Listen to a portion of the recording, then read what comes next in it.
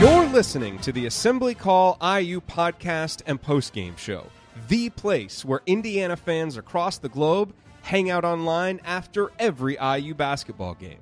Join us for our live broadcasts on Thursday nights and immediately following every IU game at our website, assemblycall.com. That's assemblycall.com.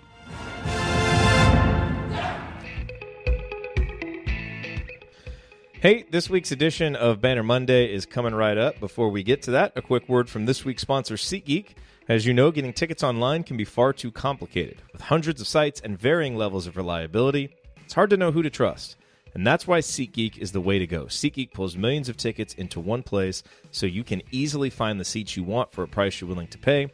There's nothing quite like being there in person, and SeatGeek will get you closer to the action for a great value. Obviously, the regular season is over now, but you can go to SeatGeek right now and find tickets to the Big Ten tournament to see Indiana play on Thursday, and then whatever games they are able to earn after that, and then whatever tournament Indiana gets in, whether it's NCAA tournament or the NIT, you will be able to find great prices on those tickets as well at SeatGeek. So just make sure that SeatGeek is your source when you need tickets to go see Indiana play in this year's tournaments. And SeatGeek is designed to make your ticket buying experience easier than ever, which is why you should go there. By searching multiple ticket sites and grading every ticket based on value, SeatGeek helps you immediately identify the best seats that fit your budget, and every purchase is fully guaranteed, so you can shop for tickets on SeatGeek with confidence. I have the app on my phone. It's what I use when I want to buy tickets to sporting events or live, concerts, any type of live event. I use SeatGeek, and that's why I feel comfortable recommending them to you. Best of all, listeners of the Assembly Call get $10 off your first SeatGeek purchase.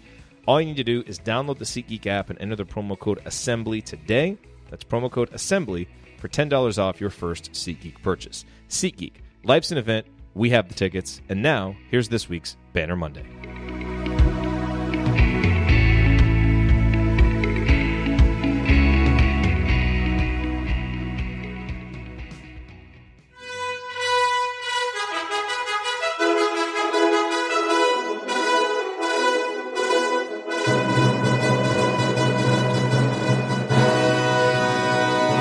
And welcome, Hoosier fans, to this week's edition of Banner Monday, where we kick off each week by doing what IU fans love more than anything else, talking hoops. This is the 19th edition of Banner Monday, and it is our 497th episode overall of the Assembly Call, recorded on the afternoon of Monday, March 11th, 2019. I am your host, Jerod Morris, and let's begin this edition of the Assembly Call how we begin every edition of the Assembly Call, and that is with our Hoosier Proud Banner moment. And this week's banner moment occurred at the 8:31 mark of the first half in Sunday's decisive victory over Rutgers. At that moment, Deron Davis had officially played more than 5 minutes in the game. Now, why does that matter? Because Indiana's record when Deron Davis plays 5 or more minutes this season is 16-7. Indiana's record when Deron plays 4 or fewer minutes, including 5 games in which he didn't play at all, is 1-7. Why the 4 or fewer minutes designation? Because it accounts for games like Purdue, Nebraska, and Maryland when Deron played a few minutes but could barely run and was totally ineffective. Archie has even said Deron never should have played in those games. So given that the NCAA Tournament Selection Committee has said that they take significant injuries into account, I hope they will consider this fact when evaluating Indiana's resume. Because Deron is back now and healthy. He has played 19.1 minutes per game over IU's last 10 games, and even in games where he has been limited, like the Michigan State game, in which he only played 8 minutes due to illness, he still made key plays that contributed to the victory. As all IU fans know, Deron has been a huge part of the reason why Indiana has won its last 4 games, just as he was a huge part of the reason why the Hoosiers started the season 12-2. Deron is an efficient offensive player. He makes 60% of his twos, gets to the free throw line at one of the highest rates in the country, and is a good passer. He's also a solid defender who makes up for his lack of mobility and verticality with good instincts, brute strength, and quick hands. But perhaps more important than all of that is what his simple presence means for Indiana's depth and attitude. Deron playing half the game significantly lightens the physical load on Juwan Morgan, and Deron has a toughness and an outspokenness about him that this roster sorely lacks without him. Basketball teams are puzzles. They aren't just the sum of the pieces. Those pieces are the players, and it matters how they fit together. The bottom line is that Deron simply does so many things for Indiana that no one else on the roster can replicate, which is why Indiana's record is so much better with him than without him. So while Sunday was all about Indiana's seniors, and rightfully so, what has come into crystal clear focus during Indiana's late season surge is the vital importance of Indiana's junior class. And in addition to De'Ron being healthy, getting the best three-game stretch of Devontae Green's career has helped to salvage Indiana's chances at making the NCAA tournament. If De'Ron and Devontae can continue to provide reliable production off of Indiana's bench, there's no telling how far this Indiana team can go. In the 11 games the Hoosiers have played with at least one of those two out or severely hobbled, Indiana is 3-8. With both De'Ron and Devontae active and healthy, Indiana is 14-6. In other words, a no-doubt tournament team that many people would pick to make some noise. Now let's just hope the Hoosiers can play their way in and put that hypothesis to the test. All righty. Well, it's just me today. No Ryan. He has radio hosting duty in San Diego, so he wasn't able to make it. But I'm very happy to go through the mailbag, answer some questions for you on this very exciting Banner Monday. As you know, these were very somber days there for a while, and now we've actually had a couple of these in a row where we're coming off a couple of victories. Things are rolling in the right direction again, which is very, very exciting. Mike DeCourcy will be here, as always, to talk IU, to take a look around the Big Ten. And then Josh Wilson is going to join me for the last segment as we look ahead to Indiana's matchup against Ohio State in the Big Ten tournament, which a lot of people are kind of looking at right now as a bit of a play-in game for the NCAA tournament. We'll see. Obviously, each of those teams with how many losses they have need to continue to get wins. And then tomorrow, coming up on Podcast on the Brink, we've got a couple of really good guests lined up. I'm going to be guest hosting Crimson Cast tonight, so that should hit podcast feeds tomorrow. So if you like listening to me talk about IU basketball, there's definitely going to be a lot of opportunities to do that. And then if we can fit it in, we'll do Basketball 201 with Ben Ladner tomorrow as well. So hopefully we will be able to do all of that. All right, so let's hop in. And yeah, Aaron said, I feel like Ryan is not here more than he is here for Banner Monday. That has happened more over the last couple of weeks. Only once was when he slept in and didn't show up. These other times he has let me know ahead of time. But his guest hosting in the San Diego radio station is a big part of it. But let's hop into these questions. David asks, if we beat Ohio State and lose to Michigan State, because that is who the Hoosiers would play if they beat Ohio State, is that enough to go dancing? We got a lot of questions like this, as you can imagine. Jim, asked something similar. Joe Lenardi's latest bracket has Ohio State among the last four in and Indiana among the first four out. Although I trust Andy more than Joey brackets, which is smart, doesn't this make our game Thursday a play-in game? So let me say this when it comes to talking about bracketology and NCAA tournament stuff. I don't study the other teams on the bubble. Andy does that. The bracketologists do that. Coach Tonsoni and his Delphi bracketology team, they do that. I pretty much hyper-focus on Indiana, so I can state the case for Indiana, but I can't really tell you how that compares to the other teams, and I think that's very important to remember, is that it is dependent on what other teams do. So I asked Andy, I asked Coach, and frankly, I'm going to read you their answers because they will give you more insight than I will on how Indiana's resume compares with the other teams out there. So here's what Andy said. He said, in all seriousness, I would reiterate to people, and by people I'm pretty sure that he's referring to me, that it isn't a checklist of things to accomplish given the dependence on what other people do. So there could be scenarios where IU beats OSU and gets in, and others where they beat OSU and don't. I realize you know this, but I think oftentimes fans view it as a scavenger hunt where you get in once a set series of things happens. It's too fluid for that at this point in the year. This is still Andy talking. That said, I would feel very comfortable with them being in if they win two, meaning beat Ohio State, beat Michigan State. If they win one, it's probably 50-50 in my book, dependent on what happens in the Southern Conference, the WCC, the MAC, the MWC, and A10, plus the other teams right around the cut line. Coach responded as well. He said everything that Andy said. Really shared that IU will be compared to about 16 teams that are on the bubble. What those teams do matters almost as much as IU winning. The more IU wins, the better they compare is the only guarantee. 14 lost teams and eventually 15 lost teams, which Indiana will be if they're on the bubble. Because for Indiana to not be a 15 lost team, that means they would win the Big Ten tournament and they'd be in automatically. So Indiana's bubble case, they're going to have to get in as a 15 lost team. And there have only been two other teams that have done that. So as he says, 14 lost teams and eventually 15 lost teams cannot win enough to be a lock.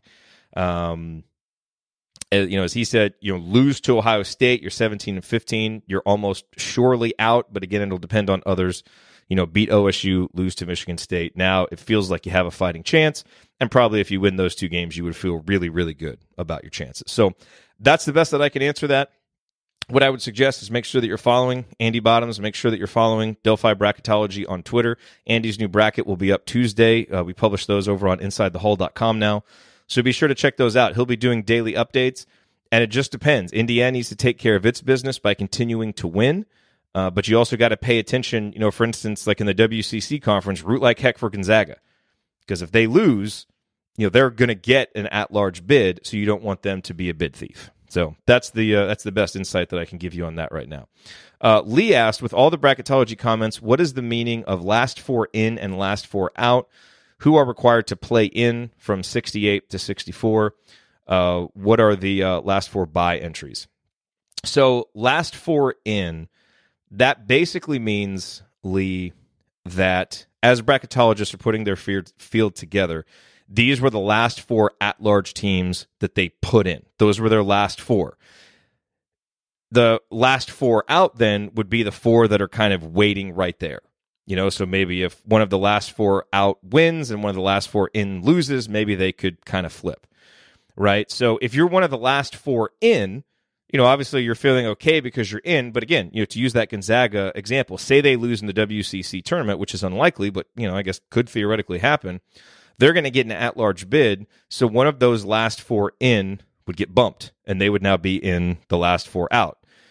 That's kind of how that works. So when you see that, what the bracketologists are talking about, if you're on the bubble, you'd certainly rather be in the last four in group, but that is, by no means should you feel safe at that point. And then the play-in games, what is known as the first four, those are the four lowest-ranked at-large teams and the four lowest-ranked automatic bid teams. And then they pit those teams in Dayton, play them. They get, then they play for a certain seed in the overall bracket based on how the bracket matches up. Usually for the at-large teams, it's either an 11 seed or it's a 12 seed, just depending on that season. So that's how all of that stuff works as you're looking at the bracketology. Let's see. Bill says, my question is, would it really be such a bad thing if Indiana made the NIT this year? And if that's the case, how do we turn that into a good thing? How many wins would it take in the NIT for us to feel comfortable with the ultimate outcome of the season? So I think it's interesting how the answer to this question has really ebbed and flowed throughout the season, because context is always, so important.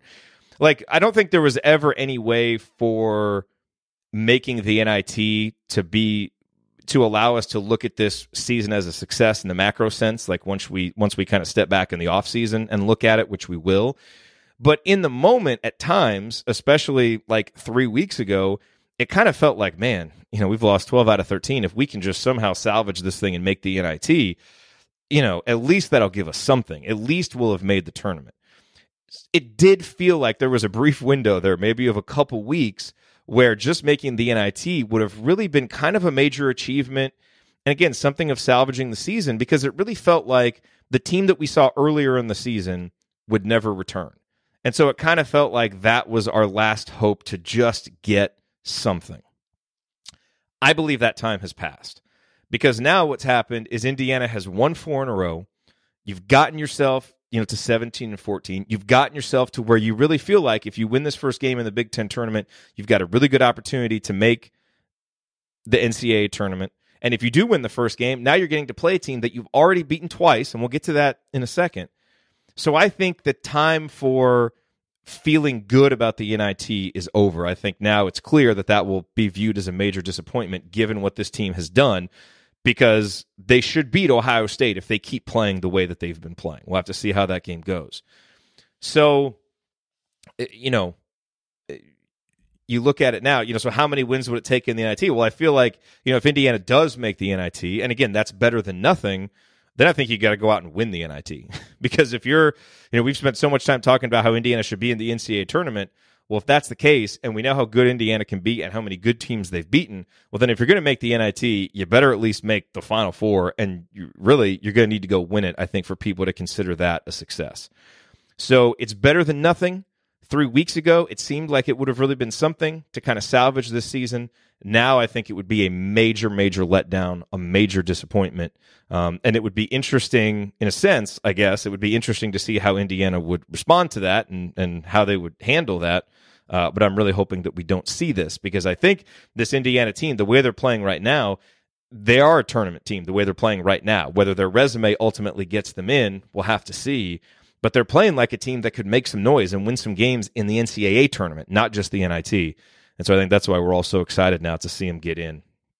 And hopefully to make some noise when they do it. John says, is Romeo Langford physically and skillfully ready to play in the NBA next season? Yes, is my simple answer to that. Now, you said play. Is he ready to start? Perhaps not. Is he ready to be a star? No. He's got a long way to go. But, Romeo is a good athlete. He's tall. He's pretty strong given his build, and I think he can add, more muscle.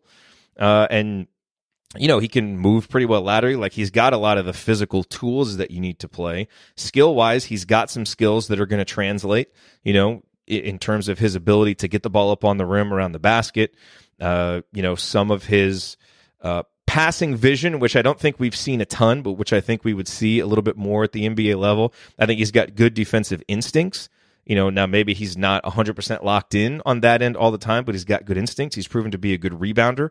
These are all things that he's going to have to keep getting better at, and it will change given the how much more physically mature the guys are in the NBA. But yes, I think he is physically and skillfully ready to play in the NBA next season as a role player, as a guy off the bench, kind of getting his feet wet. I don't think he'll play a ton of minutes, but I think he can play. I don't think he's a guy that's going to need to go to the G League unless teams in the NBA just think that his shot is so broken that they want to send him down there and fix that. But yeah, I think he's ready to play. I don't think he's ready to step on the court and be a superstar by any means, but I do think he's ready to play and to contribute to an NBA team next year, and that is absolutely what he will be doing. And hopefully, he stays someplace close to home, and lots of Indiana fans get to go see him play on a night-in, night-out basis. Let's see here. JD wonders, is this the weirdest IU season that you can remember? What are the other contenders? A few of those Mike Davis seasons would have to be in contention, as well as the last few night years. Sampson season was also pretty bizarre. Yeah, the Sampson season definitely comes to mind, that 2008 year when Indiana started out 17-1, eventually got, to 24-4, and then just bottomed out. It finished 25-8 out in the first round, got an 8 seed, I think. And a lot of similarities just in terms of the makeup of that team. You've got the really hyped recruit in Eric Gordon. You've got the whole, the senior, dominant big guy in DJ White, very similar to Romeo and Juwan. But obviously, that season cratered for different reasons, and it cratered at the end and never got back on track. This season cratered big time in January and parts of February, but now seems to have kind of gotten itself back on track to where, hopefully the team can actually do something here at the end of the year. Another season that really comes to mind is the 2017 season, which was a really, really weird season. Given that Indiana beat Kansas, they beat North Carolina early, and got all the way up to number 13 in KenPom, even higher in the human polls. I think Indiana was in the top 5 at one point after the win over North Carolina, and then ended up finishing the season 44th and too scared to play an NIT game at home. And just got throttled in that NIT game. So that was a weird season and somewhat comparable from the sense of how Indiana started and how they cratered. Again, that season never got back going. This season has turned itself around a little bit.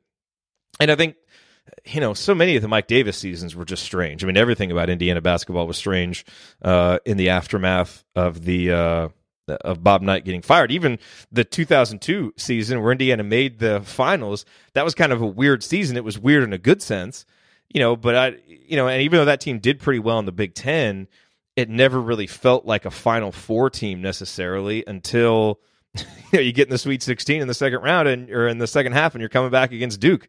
And then, they just made all those threes the next game, and all of a sudden you look up and they're in the Final Four. So that was a strange season too. But I mean, look, there have been some weird seasons for Indiana, just as there have been, I'm sure, for other teams. But this one certainly ranks up there, given how Indiana started, all the close games that they won early on, Then the injuries and the weirdness of the injuries, 2 concussions for freshmen, which is just so strange. A guy like Jerome Hunter not being able to play at all. I mean, it just seemed like it was one thing after another at the start of the season, and there was so much excitement, given Juwan coming back and Romeo coming and still in the second year of a new coach, and it just bottomed out so fast in January and seemed like it would never change. And then you've got that weird win at Michigan State that, just came out of nowhere.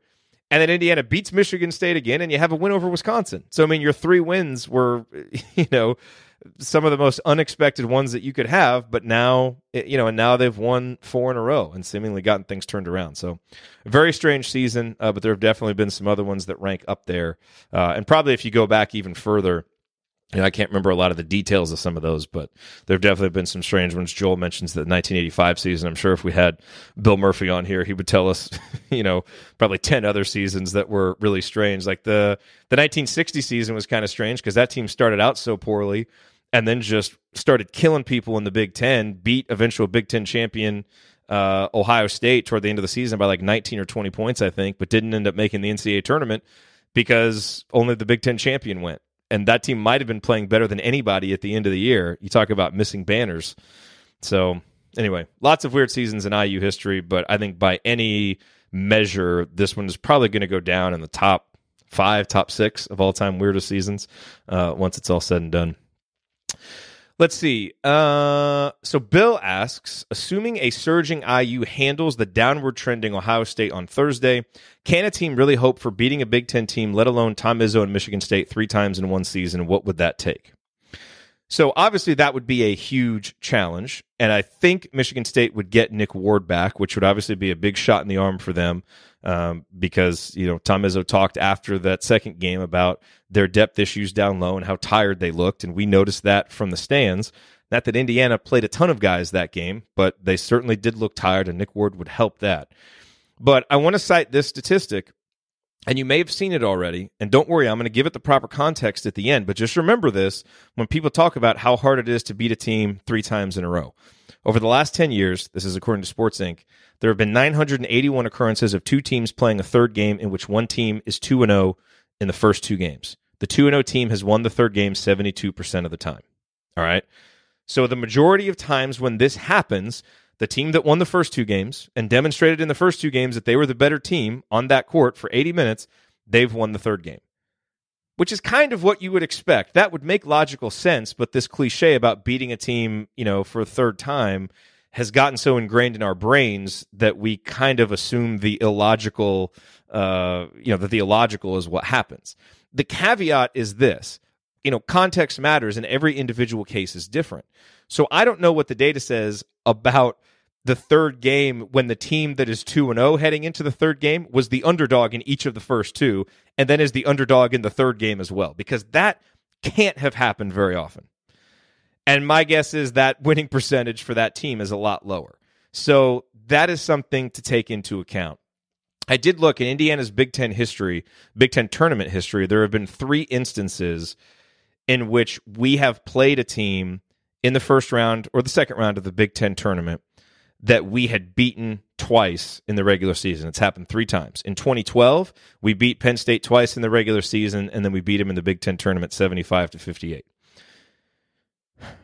If you are triggered by really negative Big Ten tournament moments from the past, turn this podcast off or turn the volume down for about the next minute, okay? Because you're not going to want to hear what I'm about to say.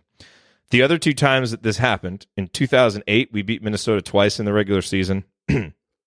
The aforementioned 2008, we lost that Big Ten tournament game, 59-58. You might recall last-second shot being involved. In 2002, the aforementioned 2002, we beat Iowa twice in the regular season. We lost that Big Ten tournament game, 62-60. I seem to remember some last-second heroics being involved in that one as well. So, not real good history there for Indiana. But, when you look at the Michigan State game, I mean, what Indiana would need to do to beat them again is just what they've done the last 2 times. I fear that matchup because I fear facing Cassius Winston I don't want to be opposite him that often. And obviously they've, just went and beat Michigan for a share of the Big Ten title. But given the defense that Rob Finney is playing, given the way that we're rebounding right now, given the pace that we're playing out, given that we have Deron Davis back to help, absorb some of those minutes down low, we play well against this Michigan State team. We've done it twice now. It's not a fluke, and so, yeah, I mean, it would not be easy by any stretch of the imagination, and you would certainly think that, Justin Smith will have their attention, Devontae Green will have their attention now. But we've beaten them twice for a reason. And I would absolutely not look at that as, oh my God, we're going to have to play some miraculous game to beat them. If we go out there and play our game, we can beat them. Now that's the question. We've shot pretty well in those two games against them. Can we do that again? Do we bring the same commitment to crashing the glass? What adjustments do they make? So it would be a fascinating game to watch, obviously. And Indiana, it has taken some unexpected performances from guys like Justin Smith and guys like Devontae Green to win those games. But I think it would be fascinating to watch. I hope we get that chance. And I will, if that happens, I will go into that game with confidence, feeling like that we can win because we've played them 80 minutes. Shoot, we've played them 85 minutes because the first game went into overtime. And, did the first game go into overtime or double overtime? The first game went into double overtime, right? No, the first game was overtime. The Wisconsin game was double overtime. So we played them for 85 minutes, and we've been the better team. Slightly, but we've been the better team. The margins are close, but I like the way we're playing. I mean, I feel more confident about the way we're playing right now than I was going into either of the first two games. So, it would be a really, really challenging game, but the thing is, it wouldn't take anything other than what we've already done. And with the way that Justin and Devontae have been playing lately, it's not like those were complete outlier performances. They're now playing a lot better. We'll see if it continues on Thursday. If it does, that will obviously give us all more confidence heading into that potential rematch on Friday. And then Lisa says, what's up with Caleb Wesson? Any thoughts on Ohio State versus Indiana being a play-in game? So we'll talk about Caleb Wesson in the last segment, but he is back. If you didn't hear, everybody assumed it would be a 3-game suspension when he was suspended. It is a 3-game suspension. He will be back. So we'll talk about what that means. And in terms of it being a play-in game, maybe the best way to term that, instead of calling it a play-in game, I think it's more of a play-out game. Because I don't necessarily think, and again, this is based on what Andy has told me about, what Andy and Coach have talked about. You're not guaranteed to get in if you win this game, but it does feel like both of these teams are really going to be on the outside, more on the outside looking in if they don't win it. So I think it's more of a play-out game, and then you've really got that opportunity against Michigan State. That would be, to me, a true play-in game for Indiana. Because I can't see, if Indiana gets to 19 wins, they've beaten Michigan State 3 times, and all the other things going for the Hoosiers, I can't see them being left out at 19 and 14. So that would seem like more of the play-in game for me. Aaron mentions that I forgot 1998, Ohio State. We beat them 3 times. You're correct. That was the pre-Ken Pom era. And I forgot the Big Ten tournament went back that far. So I was just looking at I was looking on Ken Pom to get those numbers. So there was another one in there, which is good. Okay. Coming up on the Assembly Call, it is time for our Big Ten Roundup with Mike DeCourcy. What were his takeaways from Indiana's 2 victories this week? What is he expecting from the Big Ten tournament? Does he perhaps have a dark horse pick for the Big Ten tournament? Stick with us here on the Assembly Call. We'll talk to Mike about all that and more.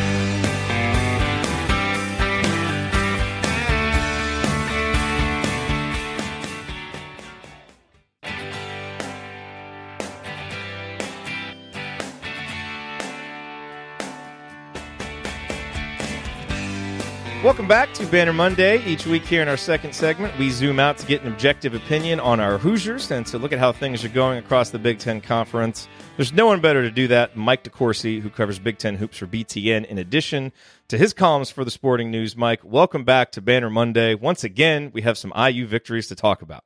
You do. And they were very impressive on, I think in both those games, it's one of those deals. If you'd seen that level of commitment and urgency, even just 2 weeks earlier, at least they wouldn't have any question about whether they could get in the tournament.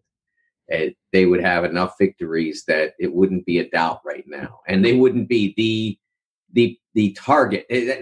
When we were on BTN this weekend, Dave Revson referred to them as like the poster guys, and it's not really so much a poster as it is a bullseye. That Indiana is at the center of the bullseye for every team that wants to support their favorite mid-major. It doesn't matter how solid the Hoosiers' case might be relative to, say, I don't know, Clemson, which is 1-9, I believe, against Quad One. Because of the number of losses, they are the target, and so I think that'll continue right up until Selection Sunday. What in particular jumped out to you about these two games that you think are things that Indiana can really carry forward and maybe help them have some success in the Big Ten tournament and prove their case even more? Well, I think first of all, there's the urgency from the jump. There was no fooling around in either game. They knew they wanted to establish a tone early that they were serious about winning. They got on top of Rutgers immediately. It was, they were running. They were fast. They were running. When they were in half court, they weren't ponderous. They were into the pick and roll, boom, pass, boom, layup, let's go. And that made a huge difference in how that game played out. Illinois, a lot of the same way. They just were ready to play in both of those games. And,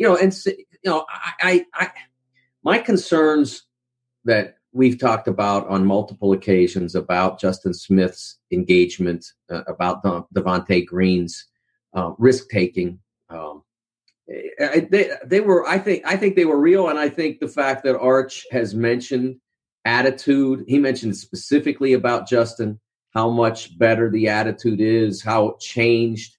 I'm trying to remember now which game. I believe it was after the second Iowa game, the one on the road that they went into overtime and lost, and how much Justin's attitude has changed. Well, his attitude's changed. Now what? Now look what we said all along. He's a terrific player.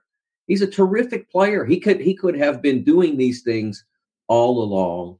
And look, I understand. Young people are going through a lot to college, personal life, and it's possible that some of that distracted him from his mission as a basketball player. And it's also possible he lost his confidence somewhere along the way, and it's also possible he wasn't as engaged as he needed to be. But regardless, if he continues to play this way, Indiana is a significant team. When he's involved and he's playing for, I don't know if I've ever discussed this on this show, but I have this. There's a lot that I love about IU's traditions. I'm a big traditionalist. I hate the fact that their numbers aren't on the back of the jersey. The names? The names are not on the back of the jersey. I think that's just awful. You will never get me to buy into that. I will continue to point out that, and I mentioned this at BTN over the weekend, and they were amazed and also frightened that I knew this, that no team has won the NCAA championship since 1988 that did not have its name on the back of the jersey. So it's something to remember. But I was going to say that he's playing for the name on the front of the jersey instead of the name on the back. That's why I got off on that tangent. But he is. I mean, he's playing for Indiana, and his contributions are massively meaningful to this team. So, another guy who's been really big the last couple of games, and certainly the games before that, is Rob Phinisee. And when he was out with his concussion, even once he came back, you could tell he wasn't right for a while, and he's back. I mean, he's leading the offense. He's spearheading the defense. I put something on Twitter a couple days ago, and I want to get your take on it because I'm probably crazy. I'm certainly biased, and I want to get an objective opinion. But Xavier Simpson and Cassius Winston have kind of been, the belt holders of best point guard in the conference this year, and rightfully so. Cassius, it's going to be all his next year, assuming he comes back as a senior. After that, I mean, who else would you project right now that's in the conference more than Rob Phinisee to be the guy as a junior and senior that is the best point guard in this conference? And if you're looking for kind of reasons for hope for why Indiana will continue to get better, we know the importance of point guard play in this conference. And to me, it starts right there with a building block like Rob Phinisee. Well, he's terrific. I Io DeSumo maybe, but I don't think Io will be a senior. I hope he's a sophomore, but I don't think he'll be a senior. I don't have much doubt that Rob will, and that he'll have a great by the time he's done, he'll have had a great Indiana career. He is excellent at both ends of the floor. We talked way back Northwestern game about his occasional unwillingness to shoot the basketball. And I think his confidence got dinged by the concussion and the play afterward. And then I think his concussion got dinged by being in the middle of 12 losses in 13 games and being the guy that has the basketball in his hands while all that's happening certainly had to have an impact on him. But as they've gotten better, he has fed off of that and he has fed into that. And I think that the more success that Indiana has as a team, the better player Rob Phinisee will be. And when people look forward into next year and they say, oh gosh, you're going to lose Romeo and you're going to lose Juwan, and how are you going to be any good? Well, you're bringing in some very good recruits. You still have Al, you still have Devontae and Justin, and those guys will presumably have both feet in the boat from the beginning. And you have Rob Phinisee. And when you have a point guard, I mean, look around this league, Northwestern in particular, no point guard at all. It's the difference between them being, playing on Thursday, trying to be alive in the NCAA tournament hunt, and playing as the last place team on Wednesday, and just trying to find something to hang on to for into the offseason. That's been Indiana the last 2 years. Yeah, I mean, that's how important a point guard is. And now you have one, and you have a guy who's good at both ends. I mean, look at what Xavier Simpson has done for Michigan over the last 2 years. I mean, when they began last year, they didn't, I think they went into the season expecting Xavier would be the guy. And then he wasn't kind of ready. Practice didn't go well preseason. They tried some other options. They didn't go well. They went back to Xavier. Something clicked, and boom, they're in the championship game. He comes back as a emboldened, vital part of this team. They come this close to winning the league championship. They're a top 10 team. They will go into the NCAA tournament as a team with the potential to make the Final Four or go beyond that. That's how important that position is. So the fact that Rob, that they found Rob, that they got him from Purdue's backyard, that he's the first guy to come from West Lafayette in generations, and to be this guy is a huge recruiting win for Arch. And I think that now Indiana fans, after all the frustration and disappointment that occurred during that losing stretch, I won't call it a streak because they did interrupt it there, but that losing stretch, that they should look at now what a huge victory getting Rob is, what a huge victory it is to get Devontae and Justin playing well. And then you have Trace Jackson Davis and the rest coming in next year. And I think there is promise for the future. The guy that we haven't talked about yet, and I think in some ways it can be easy to overlook him, but I want to throw out this stat and get your reaction. In games Jerod Davis plays 4 or fewer minutes, Indiana is 1-7. In games in which he plays 5 or more minutes, Indiana is 16-7. and I want to ask you to, in this way, we know that the selection committee at times will take injuries into account. And if a guy missed time but will be back, they try to look at, I think, and correct me if I'm wrong, but they try to look at what that team looked like with that guy, because you've heard that talked about a lot with Zion. Now, Jerod Davis wasn't a headliner injury necessarily, and he's a guy off the bench, but if you spend any time watching Indiana, you see all the things he brings to the table. Is that the kind of injury that the committee would take into account and say, they're so much better with him and he's healthy now? Part of the problem in that is that they lost games while after he returned from his injury. So it will be something that I will say that the committee will be aware of, that there will be someone at the Big Ten Conference. I'm not sure exactly who their liaison is. There will be somebody at the Big Ten. It could be Jason Yellen, it could be someone else, who will be in charge of making sure that kind of information is conveyed to the committee. Every conference has that. And obviously, when you're in the Atlantic Sun, say, or maybe the Big South is a better example this year, you might say, you don't have to really bug the committee that much with your circumstance, because you're in and you're probably getting a 15 or 16, but so the teams, the reps from the Big 12 and the SEC and the Big Ten and Big East, et cetera, and they will make sure that kind of information is in front of the committee. I don't think it'll be a difference maker in them getting in or not. I do think that he will be a difference maker in them getting in or not, because, as you said, with him, they've been very good. And now they have games they still have to win. I mean, I don't think you can lose on Thursday and expect to get in.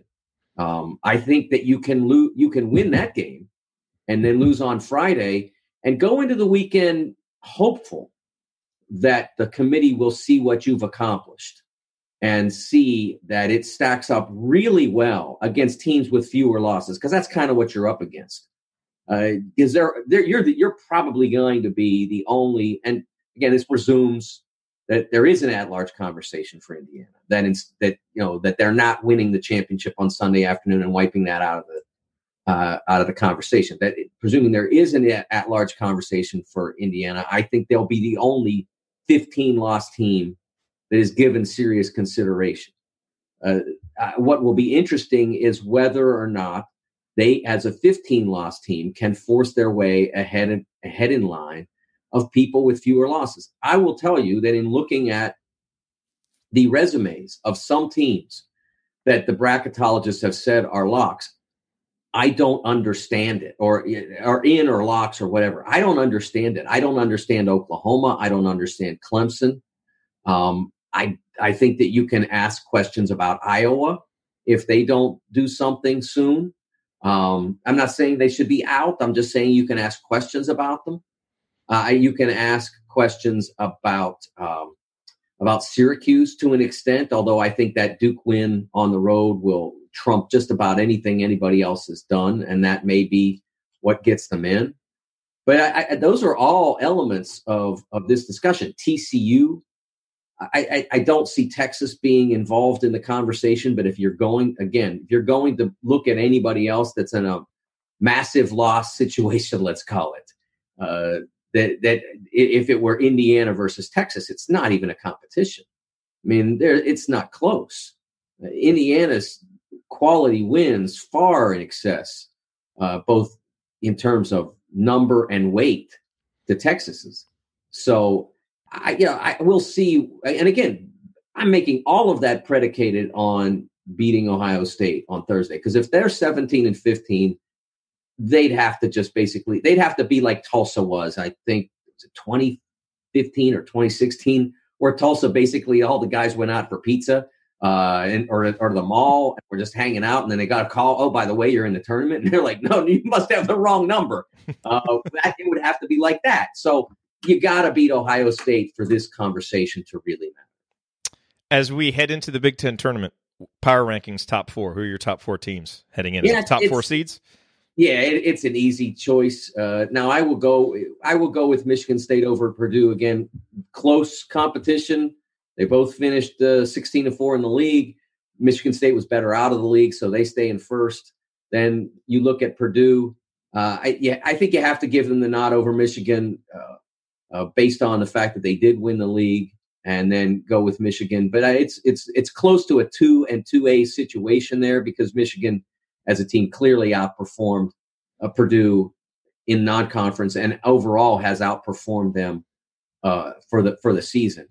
And then the fourth team, I will go with Wisconsin. Even though Maryland, you look at them and they are really dangerous from a talent standpoint. If Wisconsin can get its act together offensively, their offense comes and goes.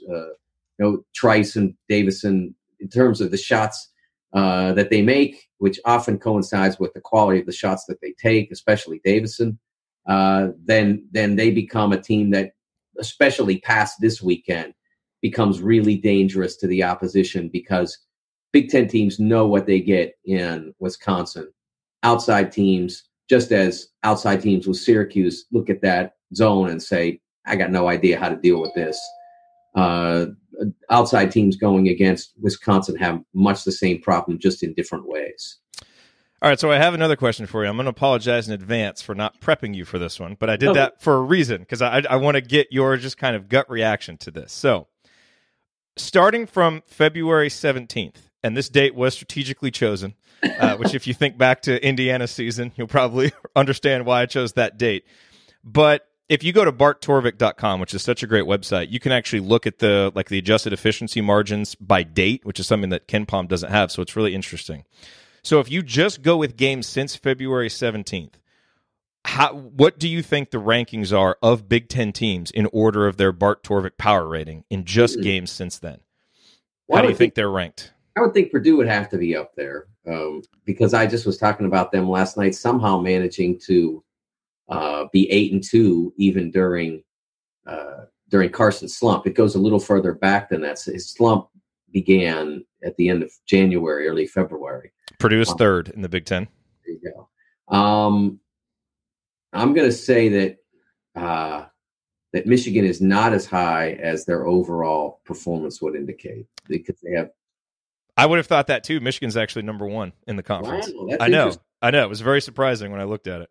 I know this. Their offensive efficiency has gone up considerably. When I looked at their ranking yesterday, as I was preparing a list for the show for Big Ten basketball and beyond, a list of my top 8 teams to win the national championship. When I looked at their offensive efficiency for Michigan and I saw that they were like 15th, I was shocked. I mean, because it had been problematic for a lot of the year. So it's surprising that it would get better for a lot of the period when Charles Matthews was out. But that position switch seems to have unleashed Iggy, or re-unleashed him. He's been great lately. Yeah, much better since then. I don't know if it's the position switch or just, maybe getting through the freshman wall or whatever, but he's been fantastic, and that's really impacted them as an offense. Hey, speaking of Iggy, real quick, I was talking about this with Alex Bozich and how razor thin the margin seems to be between Iggy and Romeo for freshman of the year. Who would you give the nod to between those two guys? Because it is hard when you look at it. It wasn't that hard for me because, really?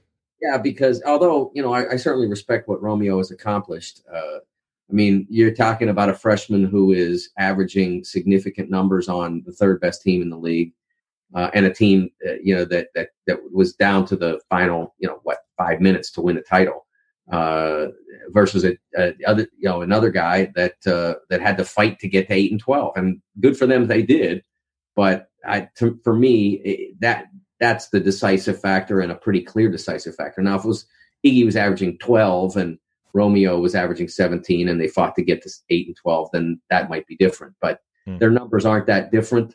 And one is on a wildly successful team, and the other is on a team that is only beginning to get to the point where you could call them successful.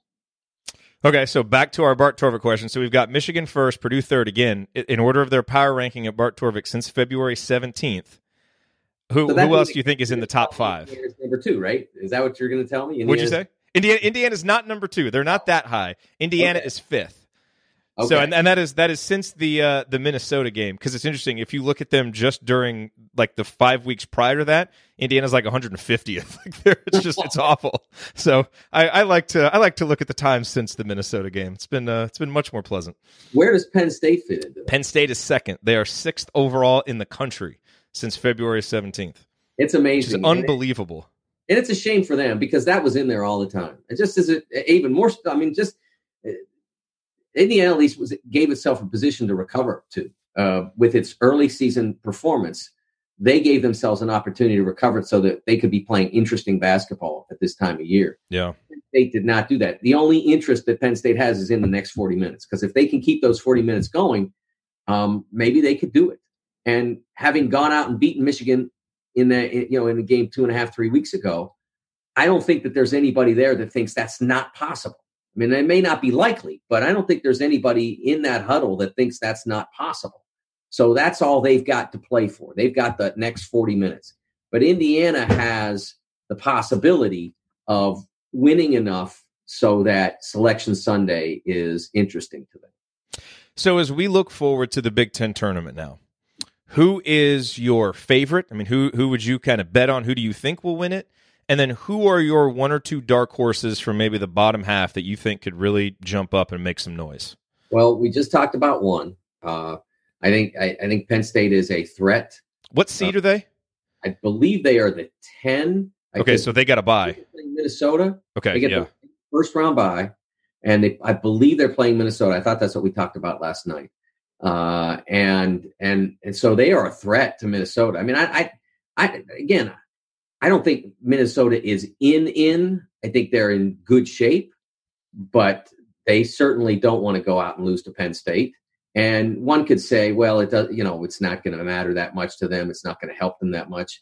Hey, man, if you're in this circumstance, every win helps right now. I mean, they're like with Indiana. I heard some people converse in conversation here, just casually or even on broadcast saying that there are certain wins that don't help Indiana. Every win helps Indiana. Their biggest thing is to put wins between them and 500.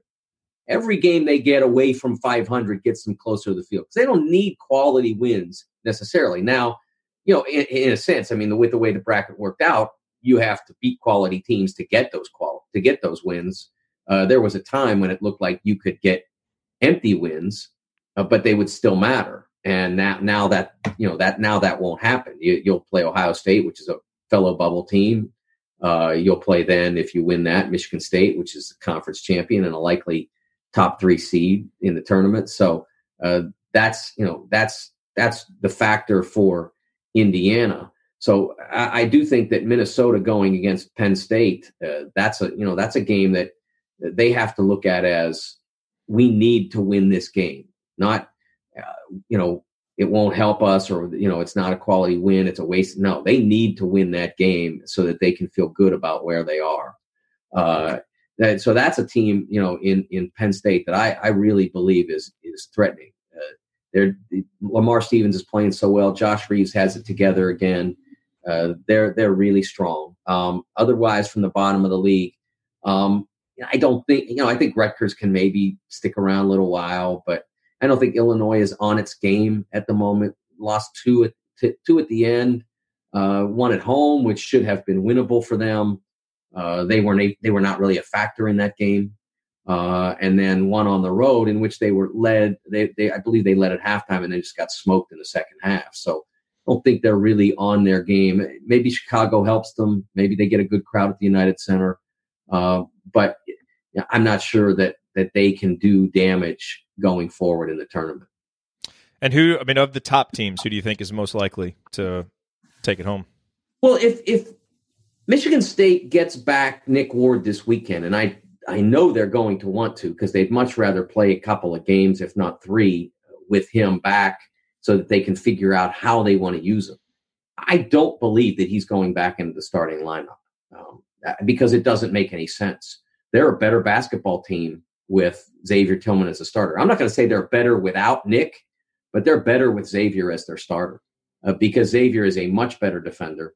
They lose the raw, low post ability that Nick gives them, but it hasn't really impacted their center production. I mean, if you look at Xavier's numbers in the time that he has been the guy versus Nick, they're not that different. And as a rebounder and defender, he's better. I mean, he's much better as a defender, and he has been more productive as a rebounder. So I don't think that Nick's going back into the lineup, but I do think that he can be a terrific off-the-bench reserve that you can put in there. You don't have to worry as much about his fouls then because you know that Xavier Tillman's a superior option.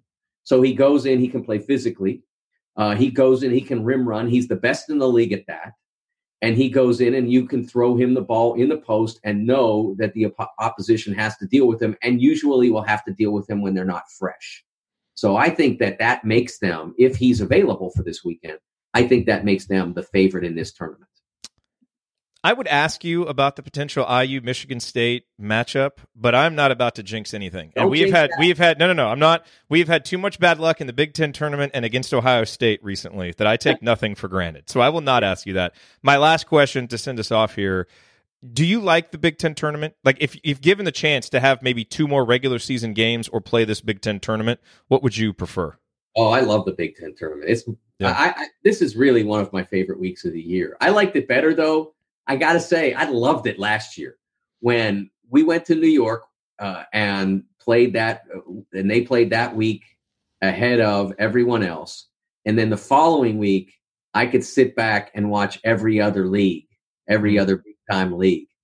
That was just great. That was delightful. I mean, I know the coaches aren't for that, but I'd do that. If you like gave me like a wish out of the genie, I'd say, oh, let's do that every year. You know, I mean, it was really cool to be able to watch, you know, the SEC and the ACC and all those different leagues and not have to worry about, you know, I mean, obviously I have obligations at BTN and I'm covering the tournament for Sporting News.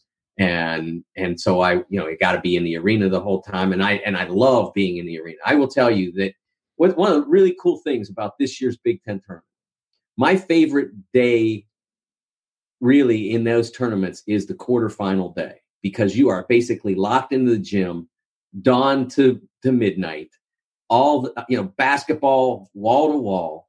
It is fabulous. And the games are usually highly competitive because all the teams by that point are pretty good and or pretty hot. So that's my favorite day. I honestly believe if you look at the 4 games that will be played on Thursday in the second round of this tournament, they are virtually quarterfinal quality games. They're way above quarterfinal quality in the Pac-12. I mean, they are quarterfinal. So you're going to have 2 days like that at this year's tournament. What more could you ask for? Well, Indiana would just ask to be in the quarterfinals every now and then in the Big Ten tournament. So hopefully we make that this year. Indiana will be part of that first quarterfinal day. Well, yes, we'll be part of Thursday. We would like to be part of Friday this year. So it's in their hands, man. It is. They can be part of both those days. I think they will lead off both those days. Early games in both. So there you go. So they can not only get to be involved on those 2 days, but then if they succeed, they can sit back, chill out, put their feet up, and watch everybody else go at it. Ironically, this is the most optimistic Indiana fans have been about a Big Ten tournament in a long time, and it's simply because this season's been so weird. If there's ever going to be a year for us to make noise in the Big Ten tournament, and we're actually playing well now, why not this year? It would just make sense with all the other weird stuff that's happened. So I will say this, as weird as some other things have been, if they play like they have played in those recent games, they will be in those 2 games. Yep. I mean, the level of performance they delivered yesterday, the level of performance that they delivered in the Illinois game, the level of performance they delivered in the Michigan State game, those are winning efforts in this tournament. I mean, that doesn't mean you win every game, but those efforts put you in the game, at the very least in the game at the end with a chance to win, and maybe put you in a position to close out to move on. Absolutely. Well, Mike, we look forward to talking with you next week. It'll either be a very somber Banner Monday or a crazy one with more topics to cover than we can even manage in the time that we have allotted. So either way, we look forward to it and look forward to getting your insight. Me too, Jerod. Thanks much. Yep. Thanks, Mike. Okay, coming up here in our final segment on Banner Monday, Josh Wilson is back to help me discuss Indiana's upcoming matchup with Ohio State, what has changed since the first meeting a few weeks ago, what impact does Caleb Wesson's return have. Stick with us on the December call.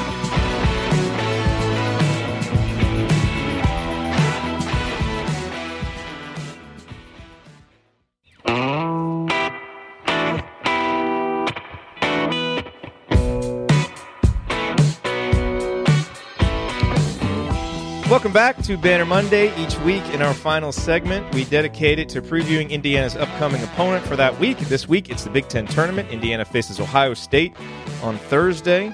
We are absolutely not going to look ahead past that game, as I just said, with Mike DeCourcy, because too many bad things have happened in the Big Ten Tournament and against Ohio State. I am absolutely not going to tempt fate, and I absolutely am going to continue wearing the same outfit that I stumbled upon right before the Wisconsin game. It's a new outfit. Hadn't worn it all year. It's 4-0 this season.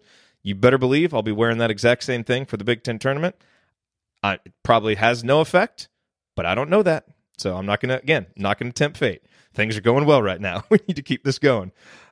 Joining me here, as he often does for the final segment, Josh Wilson, the host of the Inside Out podcast, occasional guest fill-in for the Assembly Call as well, most recently for the Michigan State game. Josh, before we talk IU Ohio State, you were in Simon Skjodt Assembly Hall for the Rutgers game on Sunday for Senior Day.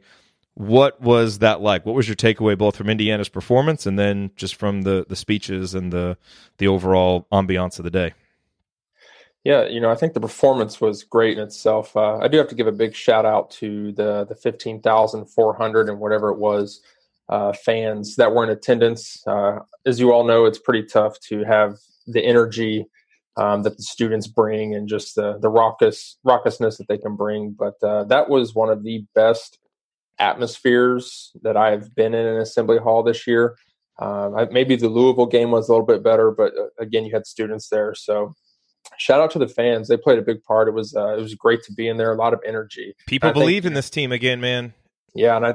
Winning cures all. And I think that was huge. The performance was great. You just see a team that believes. They believe in each other. They believe in what Archie Miller's been telling them for the last 2 years, and they're finally starting to see the results of what he's been coaching them and telling them to do. So it's really inspiring, and just we all love basketball again, right? Watching these guys play, get at it on defense, and they were 4 of 18 from 3, but nobody talked about that just because of how well they played. The senior speeches, it was pretty cool to listen to the guys give shout out to Tom Crean and the Crean family, which it was nice to hear.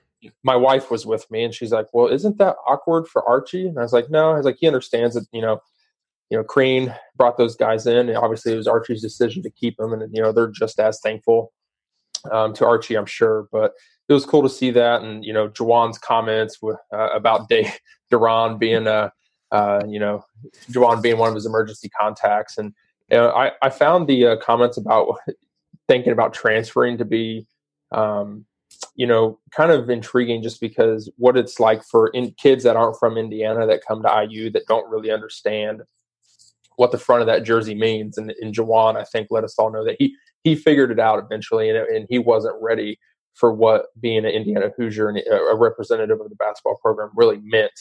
I think he has a true respect for that now, and it shows. Well, it had to be such a whirlwind for him, because his first year he comes in 2016, where they're awful for a month, and they turn it around and are just playing so well, win the Big Ten. And then the second year, they're great at the start of the year. The thing totally craters. His coach gets fired, and his head's probably spinning, because that's when he was thinking about it, was in between, after Crean got fired. And I'm sure everybody probably thinks about that when the coach that recruited you, that you have the relationship with, gets fired. I'm sure a lot of people feel that way, but it's obviously, great for Indiana, great for the fans, great for Archie, and hopefully Juwan, believes it's great for him that he stayed, because, he really blossomed as an upperclassman. And I think, as a lot of people have said, was such an important bridge from the old era to the new, and allowing us to get through this and play competitive basketball along the way. Because, man, you remove him from these two rosters, and, the one consistent rudder that you had is gone. And he just, I think, what was the line Bob Kravitz had? He had a good article about Juwan. It was something like an understated nobility. I'm getting that wrong, but he phrased it well. I'll go look it up. It's on his article on The Athletic, but it was really well said, because that's kind of it. He was never like, the superstar necessarily, and didn't always grab the headlines, nationally, but man, just, game in, game out, he came and gave you a great effort. Yeah, he was, solid. And, when I was in college, I went through a coaching change. The guy that recruited me was let go, and you had to, I guess it was a little bit easier for me, because the assistant coach that was a mainstay in my recruitment stayed on staff. So that helped a little bit. But yeah, it's a huge change. Kudos for Juwan for sticking around, because, a detriment for IU fans is we don't make it easy on the coaching staff or the players, just because of the large expectations we set out and what we expect from kids that may not understand what it's like to play in Indiana just yet, what we expect from them from day one. So, that really caught my eye that he said that. But, the more I thought about it on the drive home, just really what it means and what it means to him to be a Hoosier.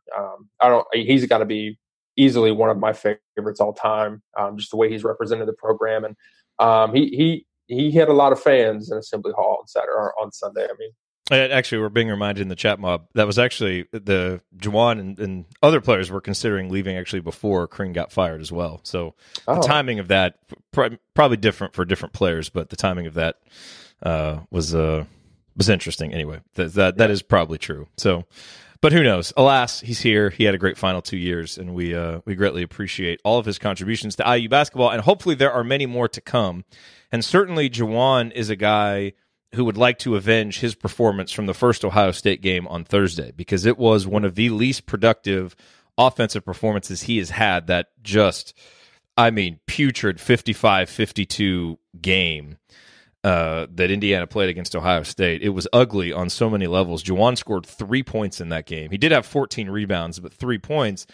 And you'll recall that's a game where Ohio State basically just sagged off Justin Smith, put that man in the lane to clog things up for Juwan and Romeo, dared Justin Smith to beat him. He couldn't. None of Indiana's shooters really could do anything. So, Josh, as I look at this game, because these are two really evenly matched teams. They're evenly matched by record. You look up and down their KenPom profile, they're fairly evenly matched on strengths and weaknesses. They're defensive-oriented teams that's often, their offense can kind of come and go. So, their KenPom rankings, Indiana's 42nd, Ohio State's 44th. Really evenly matched. When you look at the biggest thing that has changed, it's where Justin Smith is right now. Because at that time, that was a great strategy by Ohio State. Justin finished with 8 points, had a couple of turnovers, but he really seemed uncomfortable with how much space he was getting. And so many possessions were just wasted because he didn't quite know what to do. And then Indiana couldn't get anything going inside, which is where their bread and butter is. Now, Justin is functioning so much better offensively. He's making shots. He's playing with confidence. He's not going off the dribble out of control. He's actually scoring in some of those situations. And you've got your backcourt guys playing better, because Rob and Al did nothing that game. I think they had 2 combined points. So I think if Ohio State tries that same defensive strategy, it's not going to work. So it'll be interesting to see how they adjust, because that, I thought, was the biggest reason why they were able to win that game. And I think they're going to have to defend Indiana differently, at least if the Indiana offense that we've seen from the last few games is the one that shows up on Thursday night. Yeah, and I had the pleasure of being in the stands for the Ohio State game as well, and it was a god-awful basketball game to watch, to be polite, I guess. But confidence is a huge thing in the game of basketball, and really there's 2 different teams that are going to be on the court Thursday from that meeting. Indiana looks totally different just from an attitude and confidence perspective. They're believing in what they're running. Obviously, Ohio State's on a 3-game losing streak. Caleb Wesson was suspended for those, and oddly enough, he's going to be reinstated on Thursday. Nobody saw that coming. 3-game suspensions, just like Devontae's. Yeah, it's pretty true. predictable. Yeah. But, Ohio State's really a 2-man crew. They have a good supporting cast, but Caleb Wesson and CJ Jackson. But I really like the way IU's defending right now, and I think Ohio State's going to be they're going to have to adjust a little bit, just simply because the way Indiana's playing defense, and just guard. They're guarding the ball really well right now, and there's no question about it. So it should be interesting. I'm curious to see if Archie will start Duran, though, just to match up with Wesson better, and obviously we'll get to see Race more as well. So that's my one kind of curious moment heading in, to see if he keeps Justin in the starting lineup.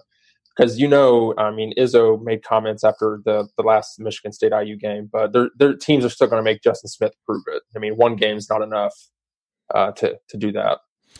Yeah, no, they will. The Duran thing will be interesting, because I thought the Illinois game would have been an interesting spot to start Duran, and have him kind of guard Georgie early in the game. I don't think Archie likes switching up his starting lineups very much when something is working. So I would be surprised if he changed anything. Now, that doesn't mean that he might not go to Duran early, and maybe if Juwan picks up an early foul, get Duran right in there. But he seems pretty loath to change his starting lineup. So I could see the logic behind it, but I don't think it'll happen. That said, I think once you get past that starting stretch, I would have to think that as long as Caleb Wesson's on the court, Duran will be out there. Because Wesson will only play, I think he averages 24, 25 minutes. Part of that is conditioning, part of it is foul trouble. And Duran plays about 20 minutes. So once you get past those first 4 or 5 minutes, if you can sustain that, and if I recall correctly, I think, didn't Wesson score a bunch of points early in that game? He did. Yeah, and then he didn't do much after that. And so, so I think, you might see a little bit of that if you're kind of trying to look at the game flow, that might happen. But then I think, you can kind of solidify that defense down in the post with Duran and match him with Wesson once Wesson's on the court after that. If you look at keys to this game, you've got all the obvious ones. Like if one of these teams shoot really well from 3-point range, that's going to give that team a huge advantage. All those things that people don't need us to tell them because they know that going in. Like if you're looking at the things Indiana needs to do to win, when I look at it, I mean, to me, it's kind of as simple as keep doing the stuff that you've been doing. Number one is continue to keep the turnovers down and crash the offensive glass.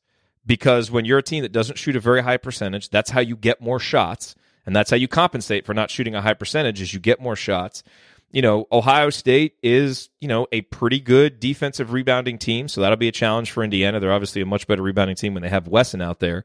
So we'll see if Indiana, can keep the offensive rebounding up. Ohio State doesn't force a ton of turnovers. They're kind of middle of the pack. So that's been a big thing for Indiana. And then I think the other thing that's big is push the pace. Keep pushing the pace. You always see Archie over there on the sidelines, winding his arm up, wanting the team to play faster, which they can do now that Rob Phinissee's kind of back, ready to direct the action, and Devontae's playing a little bit more under control. But that, to me, is one of the biggest things. If Indiana gets dragged down into the mud playing Ohio State's pace offensively, because Ohio State is one of the slower teams in the country on both ends, that's not going to be good. Indiana's fully comfortable playing long possessions defensively because that's typically what they do. But offensively, the Hoosiers need to push the pace, obviously try and get transition buckets, but, don't force early threes, don't do any of that stuff, but really get out and try and go because you can get Ohio State playing uncomfortable at a pace that they don't necessarily like, and we've seen Indiana's offense function at a really high level over the last few games playing that way.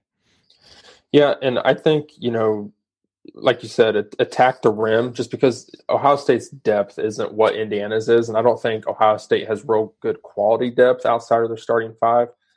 So really, this is a perfect game for Juwan Morgan to take advantage of Caleb Wesson. What's his conditioning like? I'm sure he's been doing a bunch since he hasn't been playing, but at the end of the day, there's practice conditioning, there's game, there's game shape.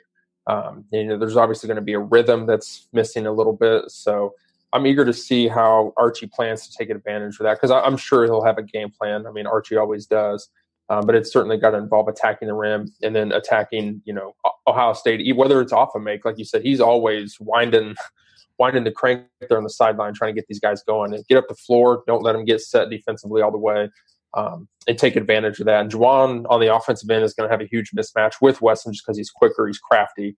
He's just going to have to be careful on the defensive end. And I just keep track of is it Kyle Arns or Justin Arns? Justin Arns. Yeah, is that his brother that plays at Michigan State? I'm not sure, but didn't he score like 29 points in a recent game? Yeah, and he lit it up because he plays 10 minutes a game and he's averaging 3.6 on the year. So I don't know if he's been injured or if he just got crazy hot. I think was that against Iowa? Maybe. Yeah, probably their last win. Yeah, everybody goes off against Iowa. Yeah, except Indiana.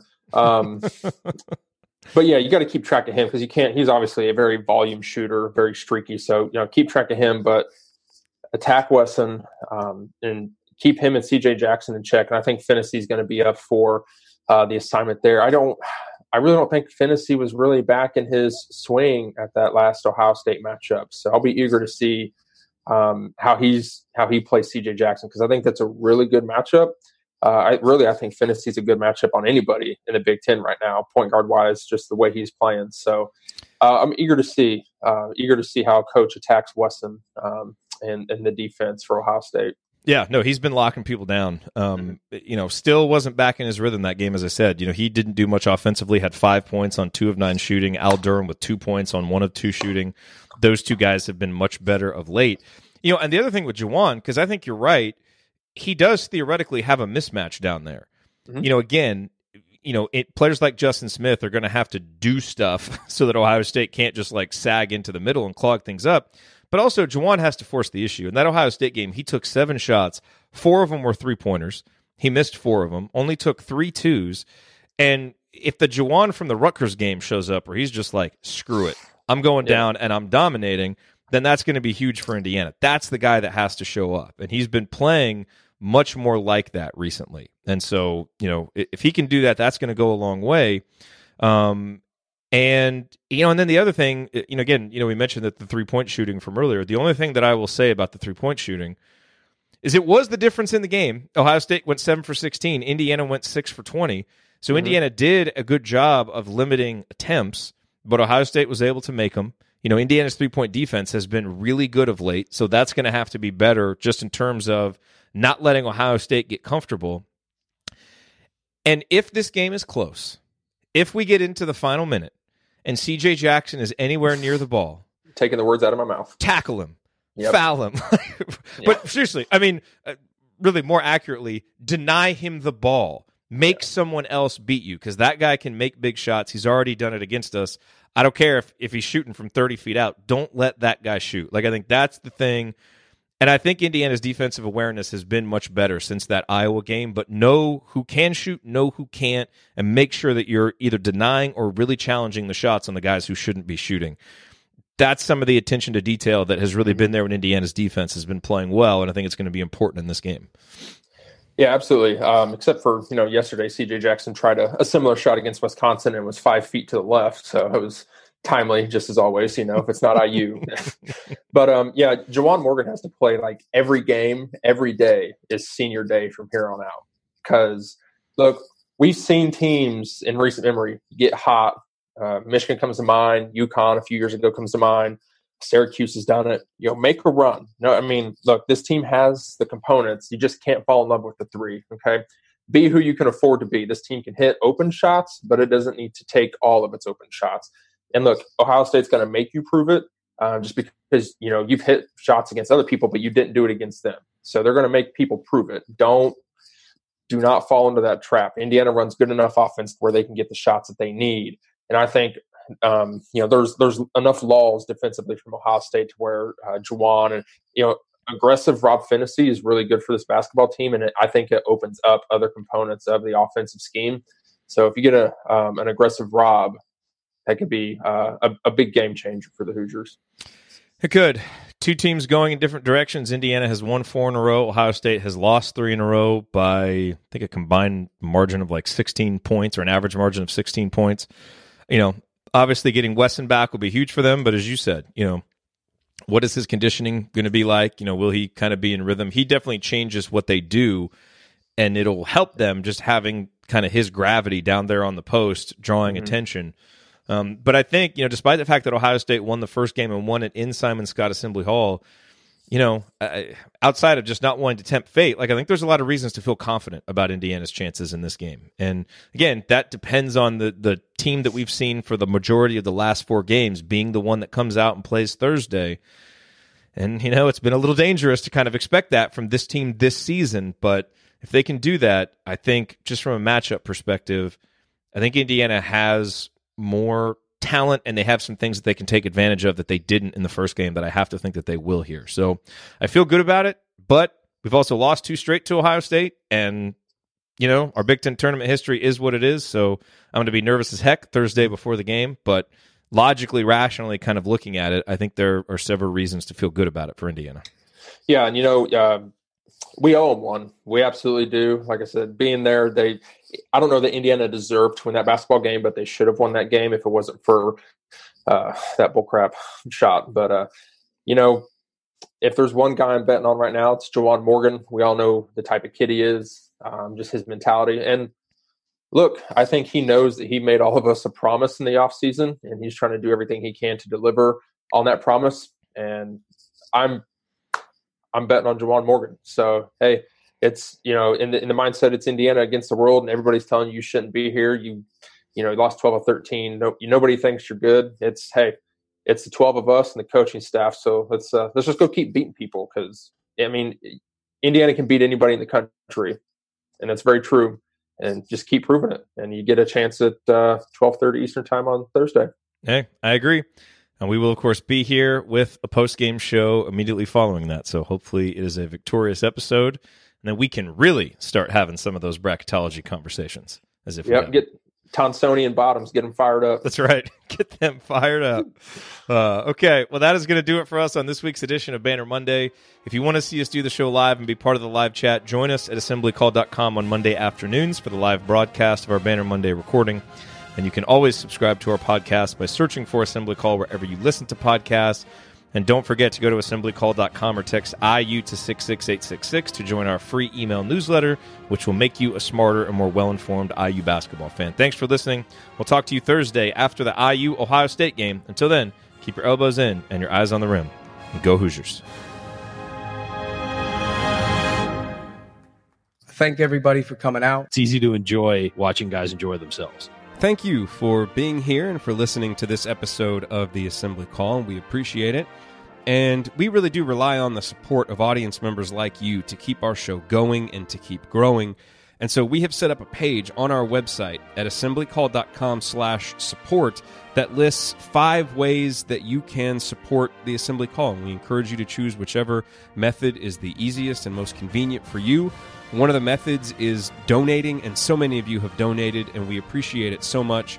On that page, you can choose a monthly recurring donation or an annual recurring donation or just a one-time donation, whatever works for you. And if you don't want to donate, another way to support the show is you can use our affiliate URLs, iutickets.shop or iustore.shop when you're going to shop for tickets or gear, and we will get paid a small commission when you use those links. But however you support the show, we appreciate it. Thank you.